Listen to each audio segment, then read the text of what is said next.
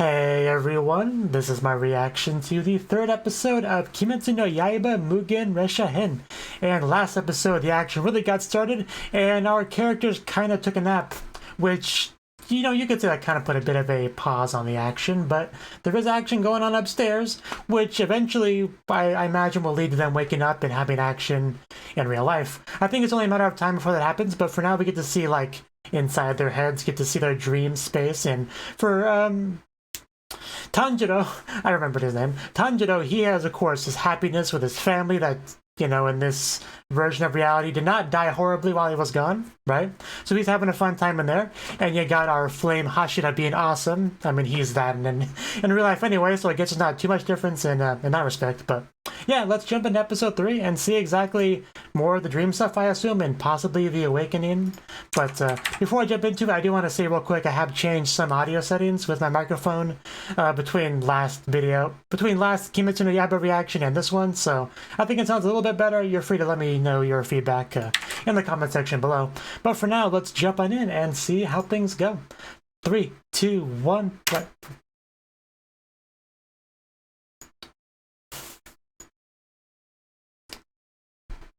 I mean, I know there's probably worse ways to die, but I'm sure they prefer to not die at all. But I see, it's basically utilizing a loophole, right? No matter how much you train to kill demons, your mind is still your mind to an extent.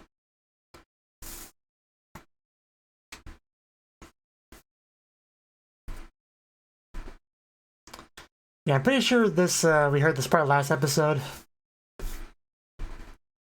Guy very full of himself.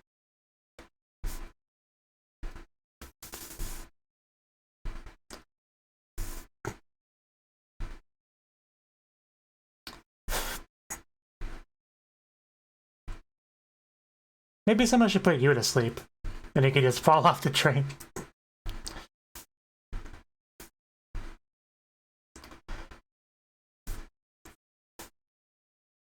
Man, just a lighting in that first shot of the opening.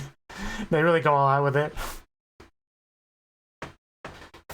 Boy, have I missed this opening. I think we've only seen it once so far, I think, so. Which is nowhere near enough, by the way.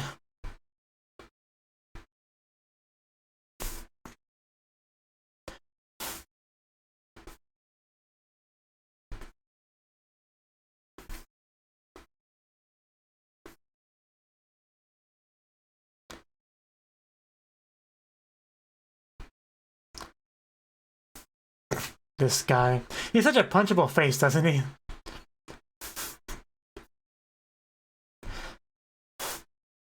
I definitely look forward to the on the train battling.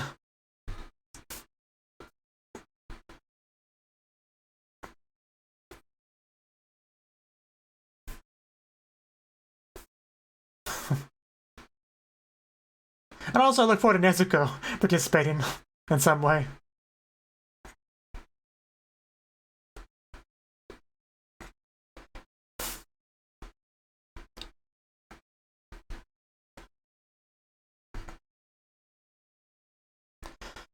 Even the fire just...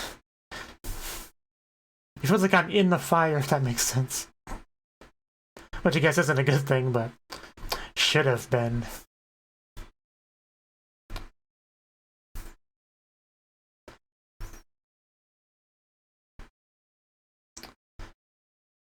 So quiet when everyone's sleeping.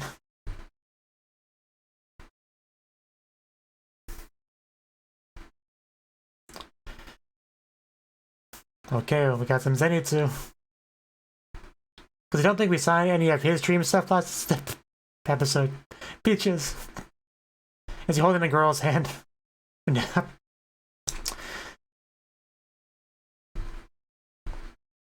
I call it or did I call it?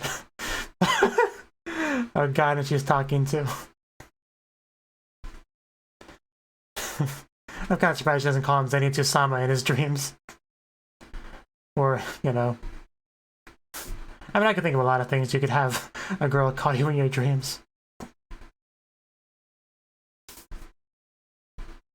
We'll teach you. Guess that works too. Supposed to put it in a box first. But man, I just love how much I called his dream. Not that it was hard to predict, to be fair, but that's because it's great. So, Inosuke, what are you thinking about? Ramming your head against trees? Did I just see Nezuko with bunny ears? Is that what I saw? That's what I saw. Okay. And he's a Tanuki, and he's a rat, I guess. Oh my god, Nezuko's adorable. Now that we got a good look at her here. Ponjiro. Pompuku. So, I mean, what the f... I mean, this is a dream Inosuke would have. I wouldn't have predicted it, but it makes so much sense now that I see it. Zenitsu, you should have given her bunny ears in your dream.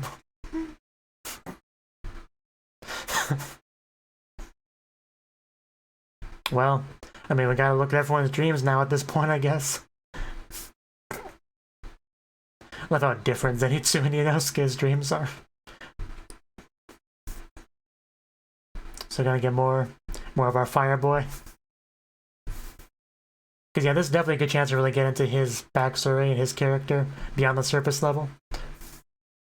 I mean, the opening kind of hints at some of that stuff, but...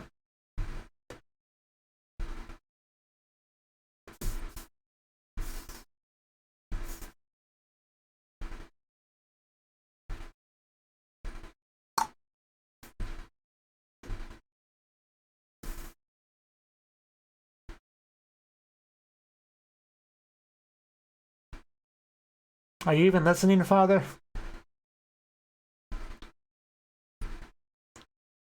Father, could you at least stop reading long enough for us to have a conversation? You could give me a head pat or something. Jeez.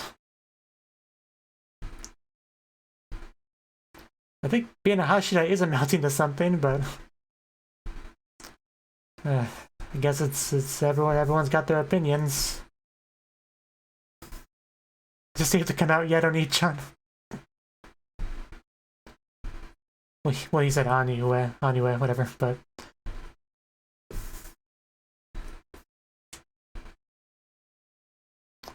I doubt it somehow.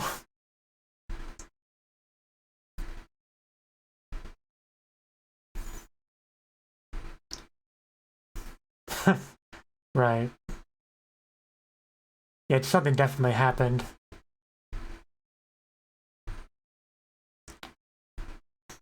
Oh wow, it's like at least 2 siblings.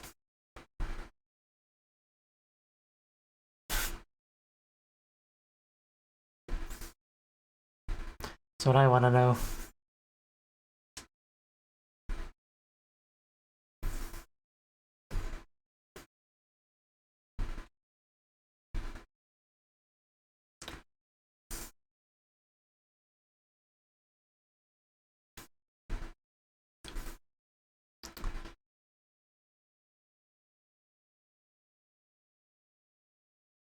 Yeah, I didn't seem too excited.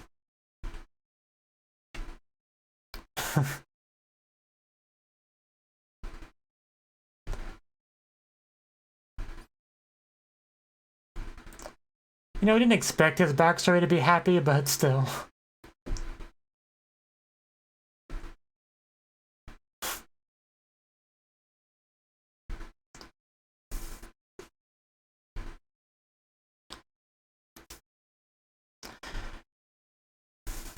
I came up actually getting chills on this scene.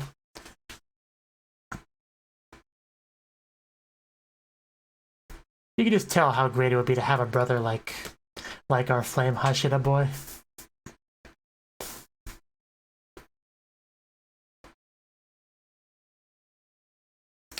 Oh, that sounds lovely.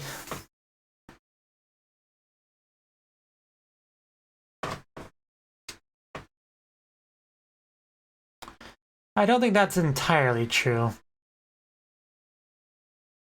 Like, I know your brain can't do, like, the breathing techniques and stuff, but still, you can gain a stronger...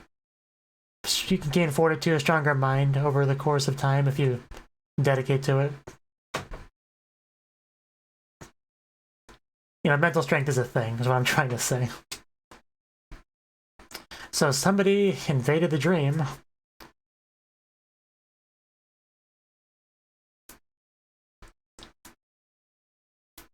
You're running fairly loudly for somebody trying to be stealthy, but I don't know how much you can do about that.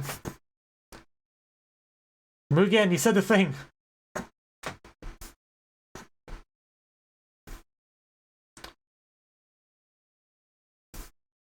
Kind of making me dizzy. Spiritual core. Just stab it. Oh god, how much is that hand gonna disturb me? Just the mouth is bad enough, and now it has the eye, and... Just stop it, please. You touch the invisible wall. So it is like a video game. This is where we stab. You can't extinguish his flame.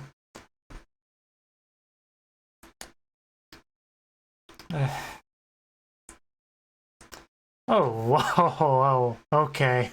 There literally is a flame, okay.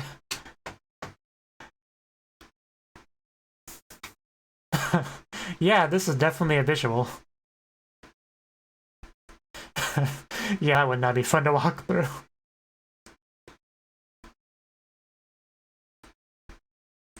But, you know, that's what you signed up for. Oh, that must be the spiritual core. So that's what we stab.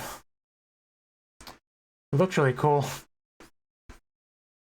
I hope you don't stab it, though, for whatever it's worth. But I'm sure it'll be fine. Somehow. I don't know how, but... They can't just stab Rengoku's core. Oh, damn. Oh, wow, okay. Well... I think he just told you no.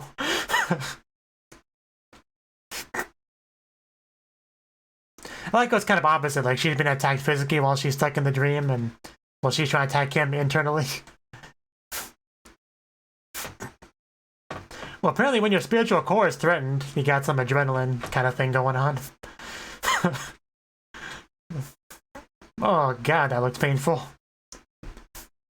I feel more bad for you if you weren't in kind of an antagonist role right now. But since you are, I have a limited sympathy for you.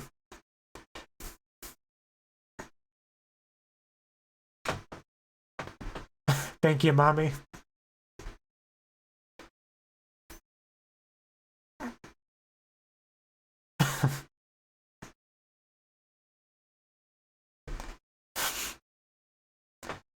Does anyone here not like them?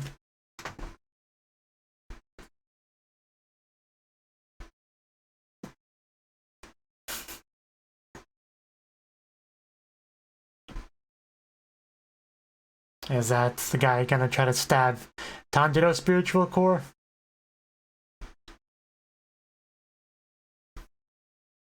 Because I'm curious what Tanjiro's like. Whatever that flaming room is called, I wonder what Tanjiro's version of that would be like. Maybe like icy. I don't know.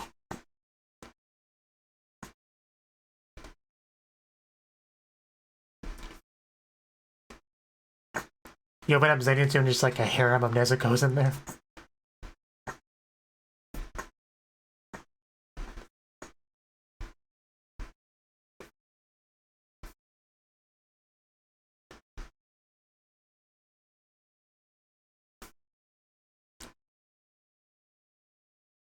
Every time he comes home and everyone's not dead, I kind of sigh a sigh of relief.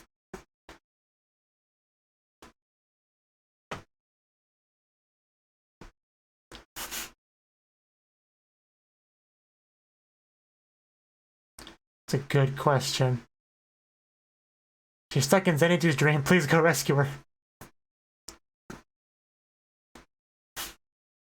Well, because the Nezuko he knows deep down is a demon and can't be in the sunlight. But that's not this one. So yeah, you can definitely tell some of reality sinking in.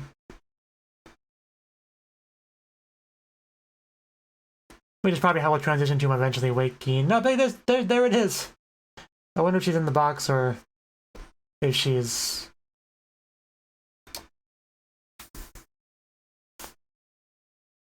I kind of want to see Nezuko jump out of the box.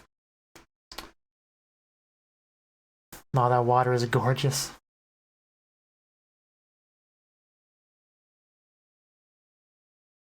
Thank you for that jump scare. It's kind of taking a bit of a horror movie turn.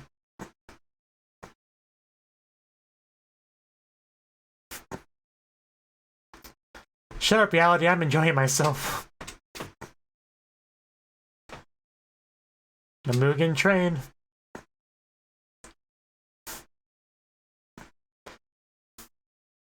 Oh.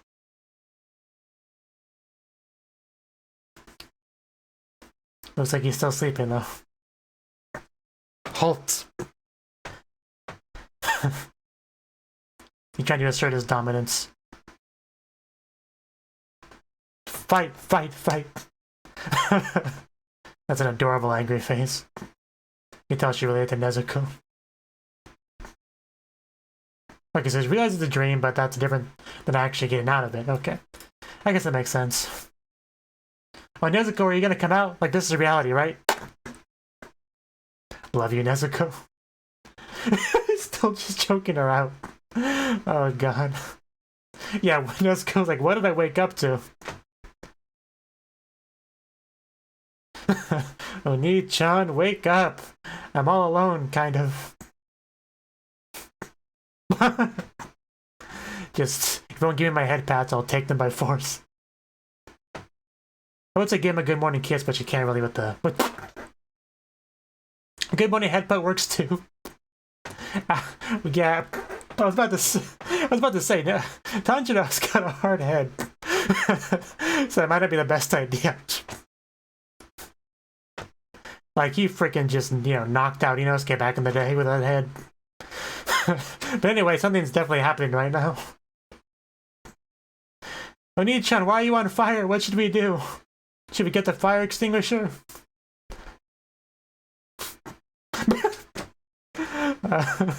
Man, how much did that hurt?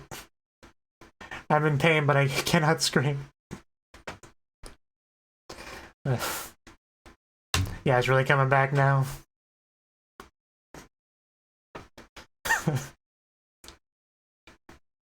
I want a gif of Nezuko just crying like that.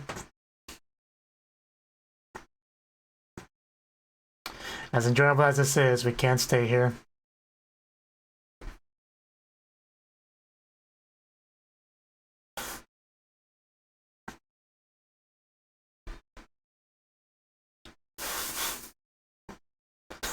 Don't fall.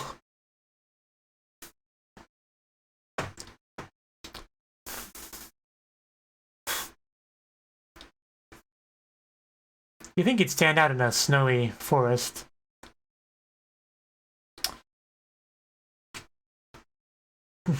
Yeah, it's kind of hard to keep running after that.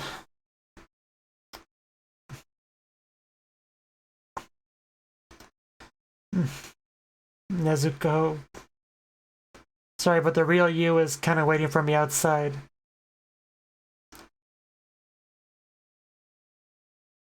Man, it took them a while to catch up.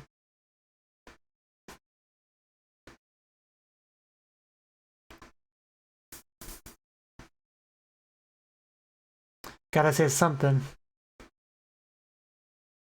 Well, you don't have to, they're not real, but still.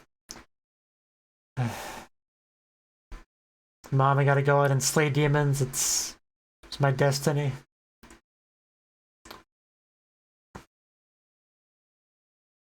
Ah, that voice. Boy, does it hurt.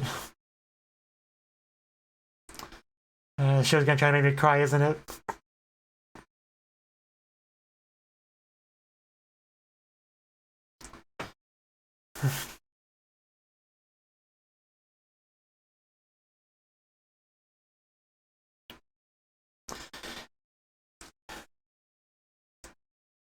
We haven't given up on turning her back, though, so that's something, at least. But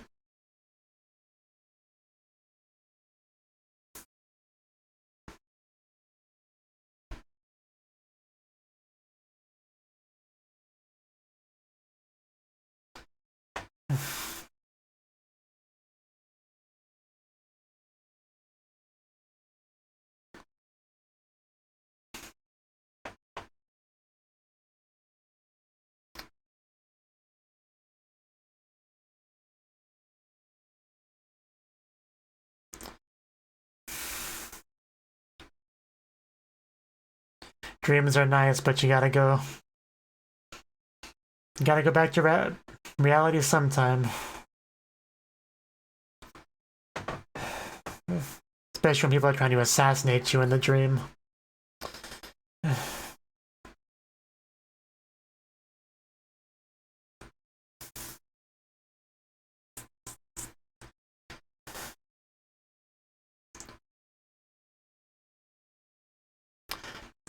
I have a feeling we're not going to spend as much time as this on everyone else's dreams.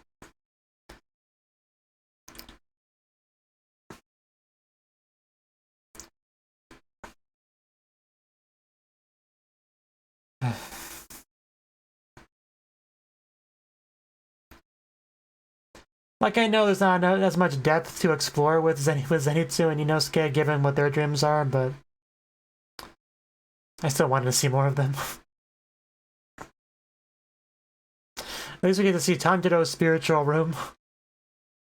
Oh wow, that looks like a desktop wallpaper. Wow, it looks really cool. It's basically like the ground is reflecting the sky. Like it's a complete glass ground reflecting it. Looks gorgeous. I kind of want a green screen of that behind me. But yeah, that definitely makes sense for Zenitsu or Tanjiro. Still want to see Zenitsu and Inosuke's version though.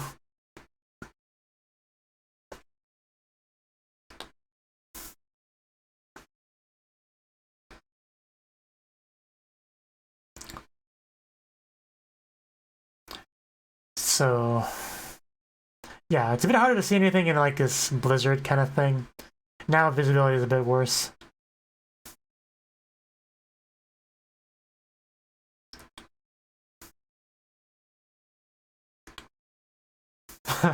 Well, that's true.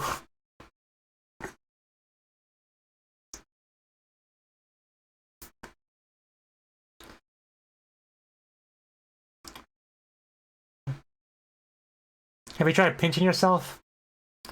Oh, that's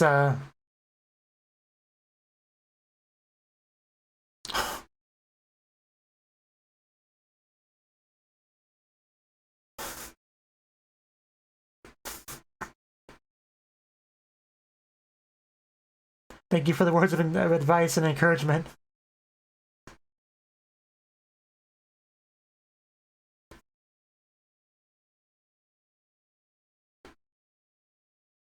Demons.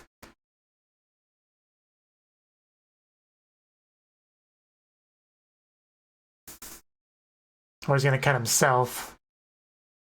Because I know that's one way to try to wake you up, but it's a little bit risky. If he's really thinking about doing that. But I mean, I guess if that's what it takes, you gotta do it, but still.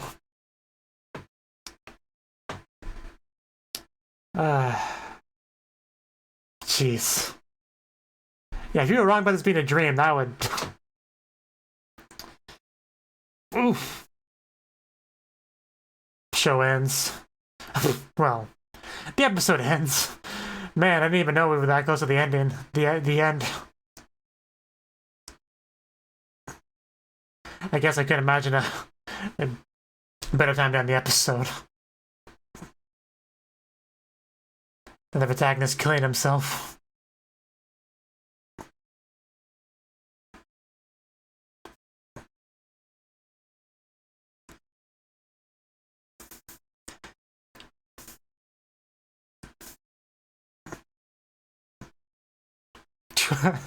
I love that.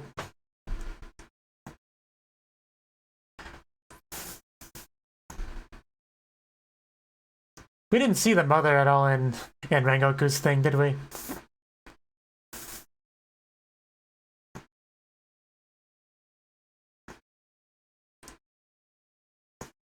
I think she was mentioned at some point, but...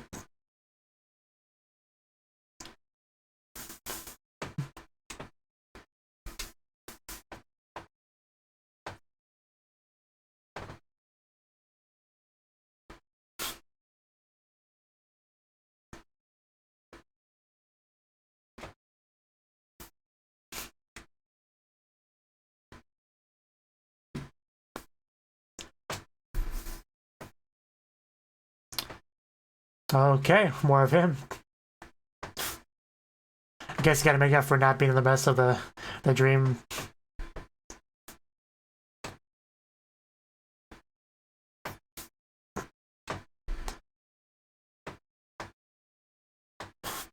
Definitely take care of Nezuko.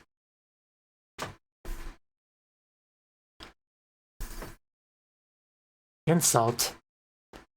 Towards who? Okay, I mean, okay, that's an interesting title. But, yeah, that was the third episode of Kimetsu no Yaiba Mugen Ressha-hen. And definitely a really good episode. I knew this episode would delve more into the dream stuff, and I was glad to get into some of that. And for one thing, we actually did get Zenitsu and Inosuke's dreams. They were definitely, like, fluff, essentially, right? Because the real meat of it was Rengoku and Tanjiro. Because Rengoku is a chance to really get into his backstory, who he is as a person, like I was kind of talking about. And the whole family thing, the father, how that was all an influence on him. And, this, and didn't let him hold him back or whatever. The father's kind of change in attitude, right? Definitely heavily implied something happened. I'm not sure what that was, if it was like the mother dying, or that would certainly make sense, but still, Rengoku being like an amazing big brother that was a very nice scene.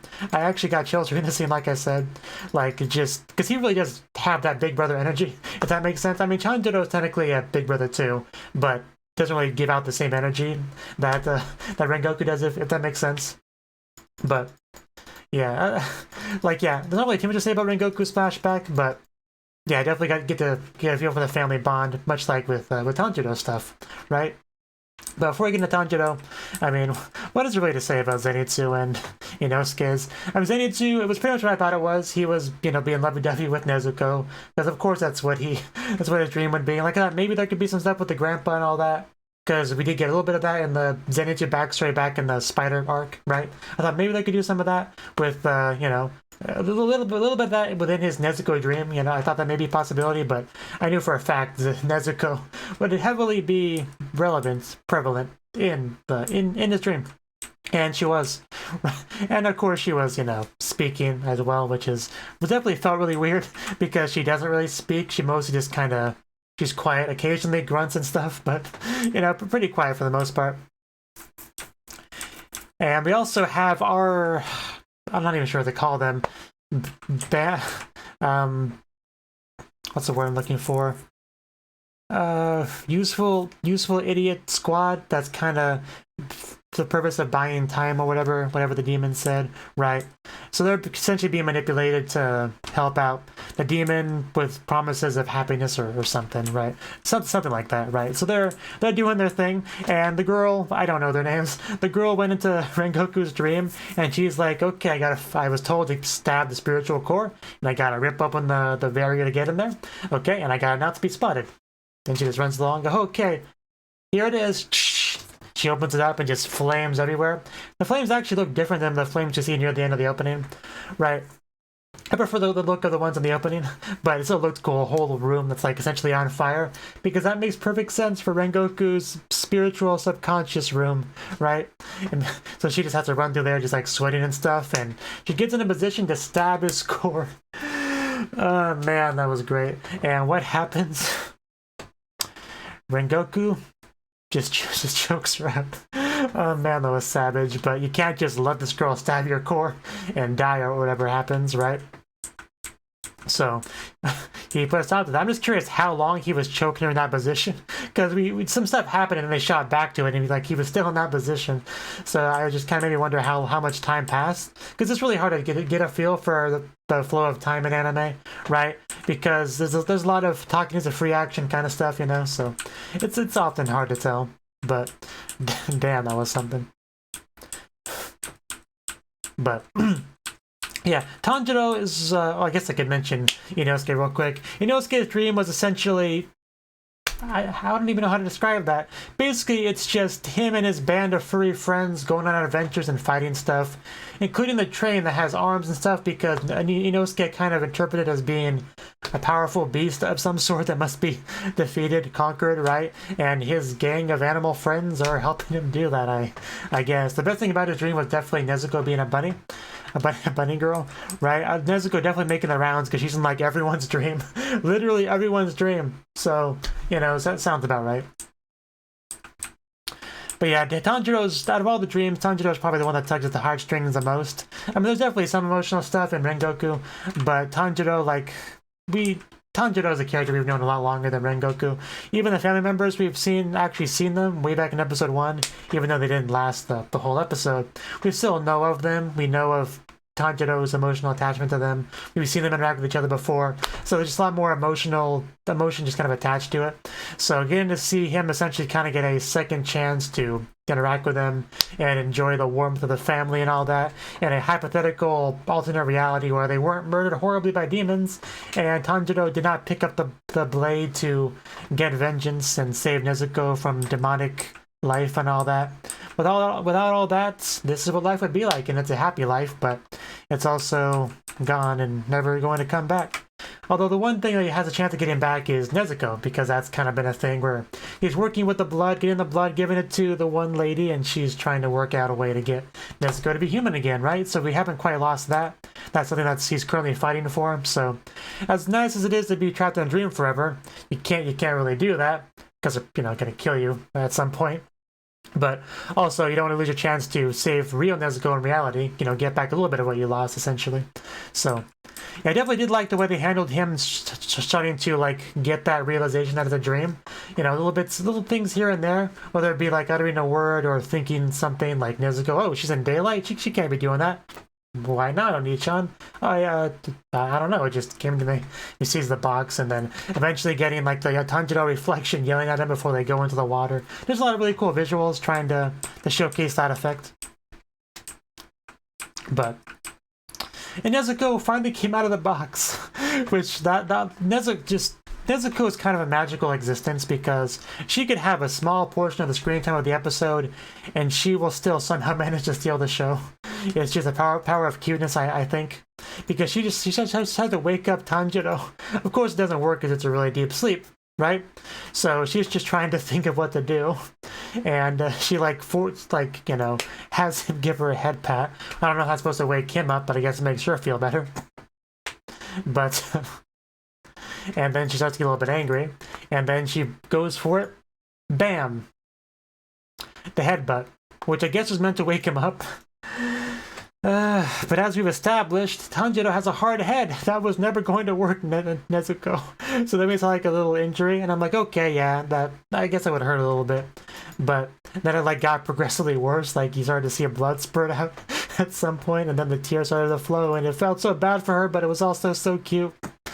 And then she just growls, as she can't really make a lot of sound because of the muzzle, and then her blood demon art thing pops up, right? And I guess that's kind of helps too. Sets her brother on fire within his brain. It sounds weird to say out loud, but that is what happened. And he does just kind of have to say his goodbye. And even sees Nezuko as he's on his way out, and we just have a very sad goodbye, because he essentially has to say goodbye to them twice. And it's just not a happy thing, even if it's necessary. Even show flashes of memories and stuff, just to, twist in that dagger, as they do.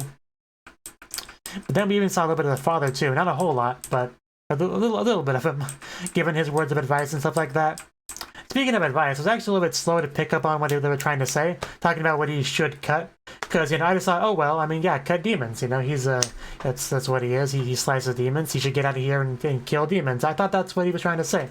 Even the second time they said it, I was still kind of leaning towards that. But then a couple seconds later, I finally clicked in my head, oh, okay, I think I know where this is going. That's kind of dark, but I guess that's where this is going. And then eventually he confirmed that's where it was going. And blood splatter against the snow, and cut to ED. So it's kind of up in the air whether or not he just died there. I mean, he definitely didn't die, but it's trying to make you think that's possible, right? Because that's the thing. Even if you're in a dream, even if you're 90% sure that's a dream, still, if it's not a dream, you're just dead, right? So it's definitely one of those things you're gonna hesitate a little bit on, right? Because I've been in that position too when I was in a dream and I wanted to wake up.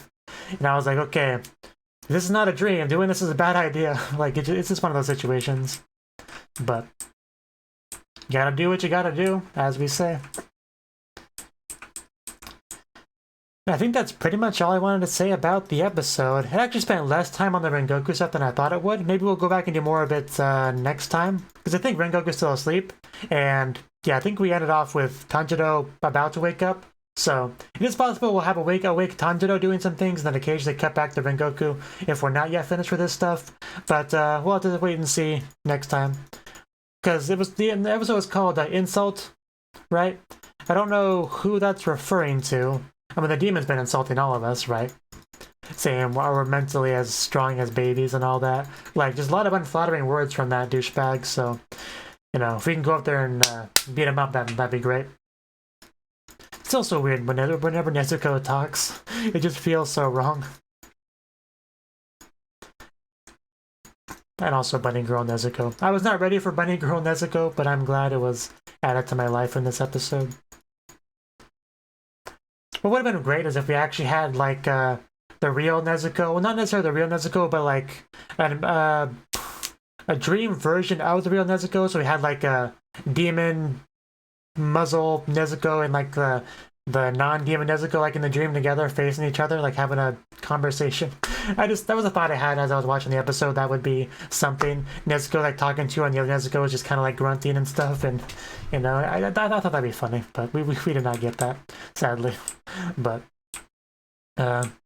yeah, so that's all I gotta say. It's a good episode. I'm definitely enjoying this new arc. It's pretty cool stuff. The villain hasn't really done a whole lot yet. He's mostly just kind of stood on top of the train and had his hand walk around and be really creepy. But I'm sure it'll change eventually. So, thank you for watching this video. If you enjoyed the video, do click the like button, subscribe, support me on Patreon so I can keep doing what I'm doing. And I hope to see you in the next video. Until then, bye-bye.